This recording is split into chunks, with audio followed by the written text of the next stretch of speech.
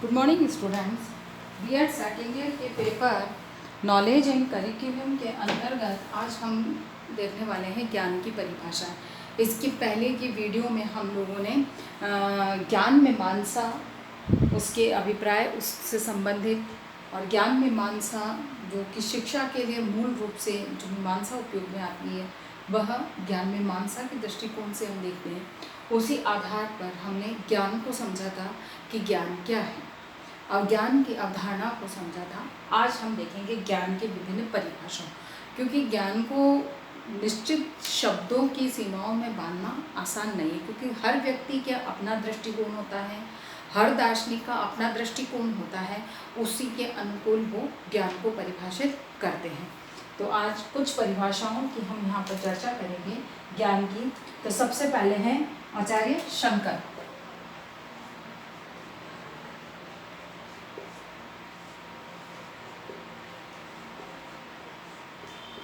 आचार्य शंकर के शब्दों में ब्रह्म को सत्य जानना,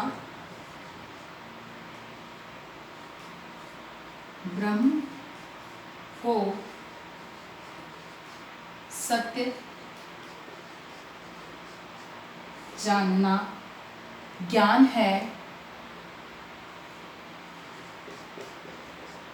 ज्ञान है। और वस्तु जगत को सत्य जानना और वस्तु जगत को सत्य जानना अज्ञान है।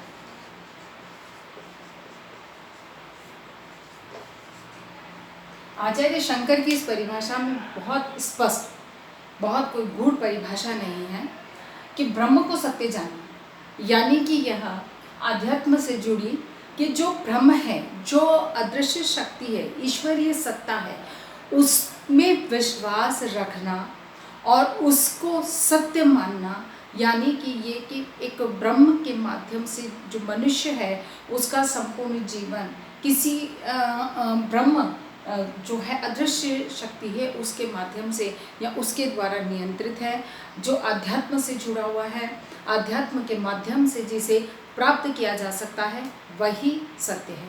वस्तु जगत को सत्य मानना कि जैसे ये जितनी भी हमारे सामने कृत्रिम वस्तुएं हैं जो दिखाई है, उनको अगर हम सत्य मानते हैं तो वह अज्ञानता है। अर्थात ब्रह्म को समझना, ब्रह्म क्या है, कहाँ से है, कैसे है, किस तरह से उसके ऊपर किसी भी जैसे प्रकृति है तो वह ब्रह्म का स्वरूप है, तो इसकी ये उत्पत्ति हुई कैसे, ये है कैसे, इसका स्वरूप कैसा है, इसको सत्य को जाना। आत्मा क्या है, परमात्मा क्या है, जीवन क्या है, मृत्यु क्या है, मनुष्य ने जन्म लिया है तो मृत्यु निश्चित है। इस सत्य को जानना, समझना ये ब्रह्म है और इसी ब्रह्म की को सत्य मानना ही ज्ञान है और वस्तु जगत को सत्य मानना अज्ञानता है। बौद्ध दर्शन के अनुसार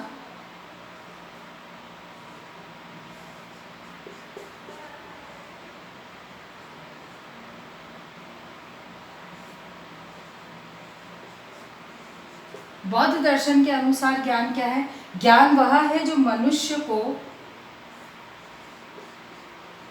ज्ञान वह है जो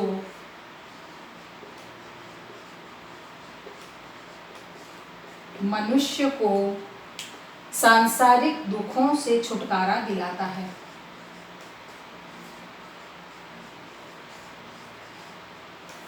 सांसारिक दुखों से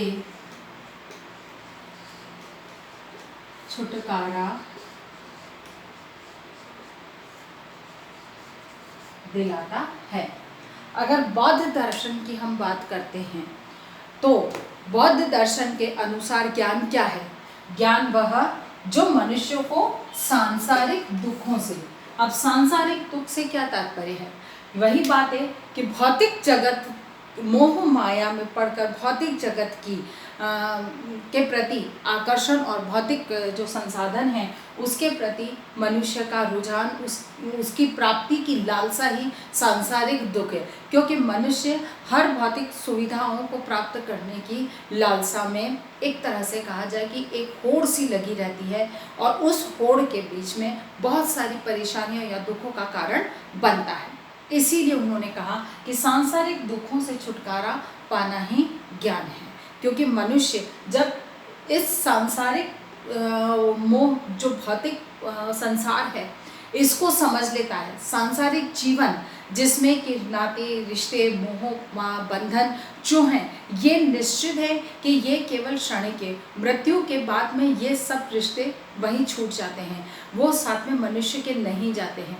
और यही सत्य को समझ लेना कि जो मनुष्य आया है वो निश्चित है कि वो जाएगा, और उसके जाने पे किसी प्रकार की पीड़ा न होना, दुख न होना ही कहना चाहिए कि ब्रह्म की प्राप्ति माना जाता है। इसीलिए कहा गया, बुद्ध ने कहा कि बौद्ध दर्शन में ये बात कही गई है कि सांसारिक दुख से छुटकारा पाना ही ज्ञान है। जो अज्ञानी व्यक्ति है वही इन सांसारिक रिश्ते नाते बंधन आदि की लालसा में बंधा रहता है, और उनके होने या ना होने से उसको दुख की अनुभूति होती है। वह दुखी होता है, वह पीड़ित होता है।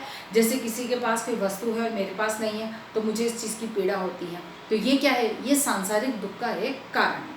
तो इसी तरह के, या हम ये कहें कि भाई भगवान ना करे लेकिन किसी के घर से किसी की मृत्यु हो जाती है, तो निश्चित है कि वहाँ मनुष्यों को दुख होता है कि भाई हमारे अमुक रिश्तेदार चले गए, लेकिन जो आया है वो जाएगा। अगर इस अंतिम सत्य को हम लोग स्वीकार कर लेते हैं तो किसी के जाने से हमें पीड़ा नहीं होगी। यही बात सांसारिक दुख है, यही एक सांसारिक दुख का कारण होता है। इनसे छुटकारा पाना ही ज्ञान है। ज्ञानी व्यक्ति इन सांसारिक दुखों से अपने आप को दूर कर लेता है। नाते रिश्तेदारी मोह माया प्रेम बंधन उनके लिए कोई मायने नहीं रखते हैं, और जब जिनके लिए मायने नहीं रखते हैं अर्थात वे इन सांसारिक दुखों से छुटकारा पा चुके हैं, और मनुष्य जो कहना चाहिए कि एक तरह से उसको मोक्ष की प्राप्ति या जो है वो ज्ञान उसको प्राप्त होता है। दूसरा है आदर्शवादी दर्शन।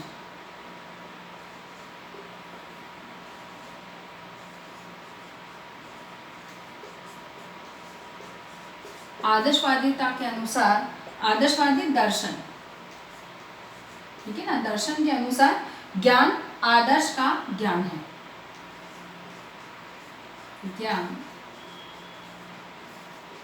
आदर्श का ज्ञान है, यानी कि जो वही बातें आत्मा परमात्मा जीवन मृत्यु इन सब से परे जो आदर्श जीवन है उसकी प्राप्ति करना ही ज्ञान है, और मोह माया बंधन आदि में बंधे रहना अज्ञानता है।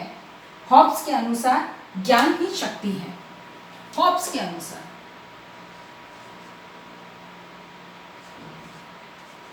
हॉब्स क्या कहते हैं,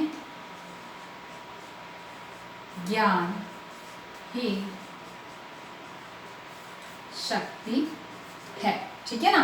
हॉब्स क्या कहते हैं, हॉब्स का कहना है कि ज्ञान ही शक्ति है, यानी कि मनुष्य का ज्ञान उसकी शक्ति है, उसकी ताकत है, उसकी क्षमता है। इसीलिए हॉब्स के अनुसार अगर जो व्यक्ति ज्ञानी है वह शक्तिशाली है, बलवान है। बलवान एंड शक्ति से मतलब ये नहीं है कि शारीरिक शक्ति, यानी कि उसमें मानसिक योग्यता है, और एक किसी भी समस्या को समाधान करना, किसी भी कार्य में एक नवीनता लाना, नए कार्य को करना, ढूंढना, खोज करना, अनुसंधान करना, ऐसी विभिन्न प्रकार की जो क्षमताएं हैं उसमें वह सक्षम होता है, वह उसकी अपनी शक्ति होती है।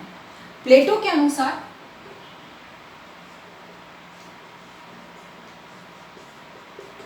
अनुसार ज्ञान क्या है, विचारों की दैवीय व्यवस्था, विचारों की दैवीय व्यवस्था और आत्मा परमात्मा के स्वरूप को, और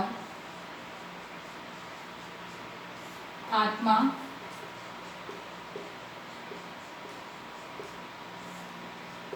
आत्मा परमात्मा के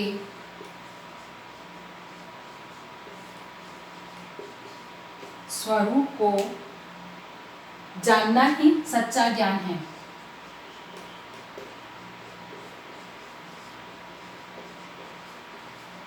सच्चा ज्ञान है, ठीक है ना।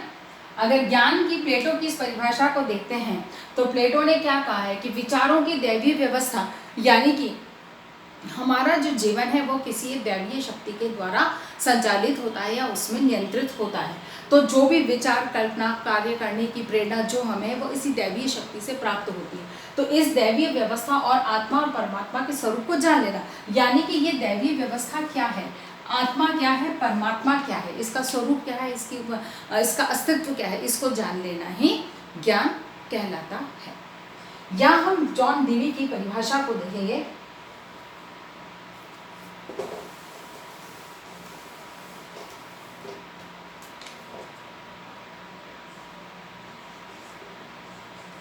डीवी के अनुसार केवल वही ज्ञान वास्तविक है जो केवल वही ज्ञान वास्तविक है जो हमारी प्रकृति में संगठित है, हमारी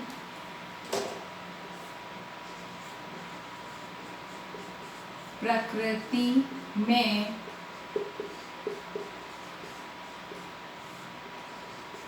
संगठित है, संगठित हो गया है, संगठित हो गया है, जिसे हम पर्यावरण को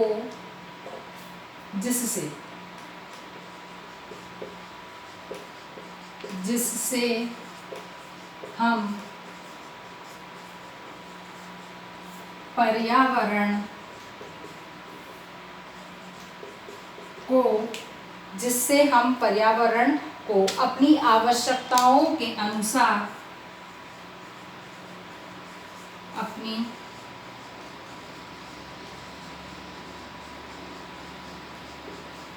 आवश्यकताओं के अनुसार अपनी आवश्यकताओं के अनुसार बनाने में या आवश्यकताओं के अनुकूल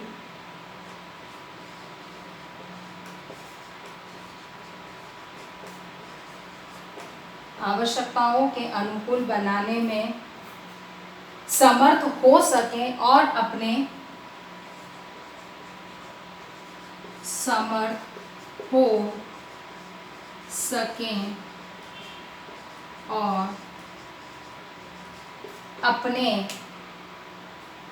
आदर्शों तथा इच्छाओं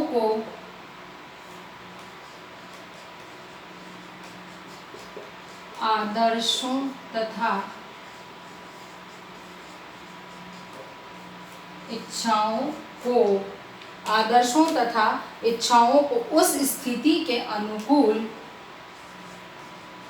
उस स्थिति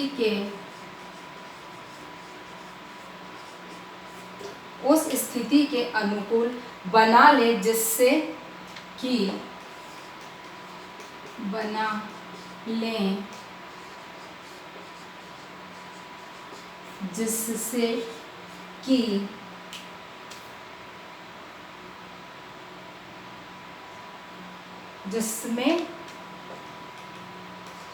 जिसमें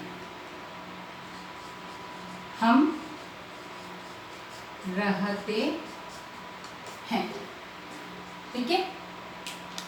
डीवी की इस परिभाषा को अगर हम देखते हैं तो उन्होंने वर्तमान परिप्रेक्ष्य को ध्यान में रखते हुए ज्ञान को परिभाषित किया है। उनका कहना क्या था कि ज्ञान केवल वही ज्ञान वास्तविक है जो हमारी प्रकृति में संगठित हो गया है। यानी कि ज्ञान क्या है, जो हमारी प्रकृति में, यानी कि हमारी अपनी जो प्रकृति, मनुष्य की अपनी जो प्रकृति है, अपना जो व्यवहार है, अपना जो तौर तरीका है, उसमें संगठित हो गया, यानी कि उसमें इस तरह से मिल गया है कि वह उसकी दैनिक क्रियाओं में निरंतर रूप से उसके साथ चलता है। अर्थात कि मनुष्य की अपनी हमारी प्रकृति में जो संगठित हो चुका है, उसके साथ में उसका संगठन हो चुका है, उसमें समाहित हो चुका है, जिससे हम पर्यावरण को अपनी आवश्यकताओं, प्रकृति में संगठित हो चुका है और जिससे हम पर्यावरण को अपनी आवश्यकता के अनुकूल बनाने में समर्थ हो सकें। अर्थात कि हम हमारे पर्यावरण को, जो हमारे इर्द गिर्द जो पर्यावरणीय व्यवस्थाएं हैं, जो प्राकृतिक रूप से जो व्यवस्था है, उसको हम हमारे अनुकूल बदल लेने में सक्षम हो चुके हैं। अर्थात कि ज्ञान क्या है कि जो प्रकृति, जैसे प्रकृति से हमें जैसे कहा जाए कि लकड़ी प्राप्त होती है, कि पेड़ है, पेड़ों से लकड़ी प्राप्त होती है। अब यही पर्यावरणीय हमारा एक अंश हिस्सा है। इससे हम अपने अनुकूल, इस अपने आवश्यकता के अनुकूल उसका टेबल, कुर्सी, अलमारी, पलंग आदि वस्तुओं का निर्माण हम कर लेते। तो यही है कि पर्यावरण की अपनी आवश्यकताओं के अनुकूल बनाने में समर्थ हो सके और अपने आदर्शों तथा इच्छाओं को उस स्थिति के अनुकूल बना लें, यानी कि अपने आदर्श और अपनी इच्छाओं को उस पर्यावरणीय व्यवस्था के अनुकूल समायोजित कर लें, सामंजस्य कर लें, या उसके अनुकूल उसको बना लें जिसमें हम रहते हैं। यानी कि जिस वातावरण, जिस पर्यावरण, जिस परिस्थिति, जिस क्षेत्र में हम रहते हैं, उसके अनुकूल अपने को हम अपनी इच्छा और आदर्शों का निर्माण करते हुए उसके अनुकूल अपने आप का निर्माण कर ले, वही ज्ञान। अगर शॉर्ट में इस चीज़ को समझें तो इसका जॉन डेवी का कहना था कि ज्ञान वही है जो मनुष्य को उसके, एक तरह से कहा जाए कि अपने आसपास के संपूर्ण वातावरण के अनुकूल के साथ सामंजस्य स्थापित करना और अपनी आवश्यकताओं के अनुकूल उस पर्यावरण को ढाल लेने में, जब उसमें क्षमता का विकास हो जाता है, तब वह ज्ञान होता है, यानी कि उसे ही ज्ञान कहा जाता है। आशा करती हूँ कि मेरी आज की बात आपको समझ में आई होगी, क्योंकि आज हम केवल परिभाषाओं तक अपनी बात को रखेंगे। तो इसी आधार पर हमारा आज का प्रश्न रहेगा कि ज्ञान को परिभाषित कीजिए। ज्ञान को परिभाषित कीजिए। ठीक है, इसी प्रश्न के साथ अपनी बात को समाप्त करने से पहले कोविड-19 की महामारी के दौर में अपने आप को सुरक्षित रखें। बहुत अधिक आवश्यकता हो तभी घर से निकलें। घर से बाहर निकल रहे हैं तो 3 बातों का ध्यान रखें। मुंह पर मास्क लगाएं, सोशल डिस्टेंसिंग का पालन करें और अपने हाथों को सैनिटाइज करते रहें। स्वस्थ रहें, सुरक्षित रहें। धन्यवाद।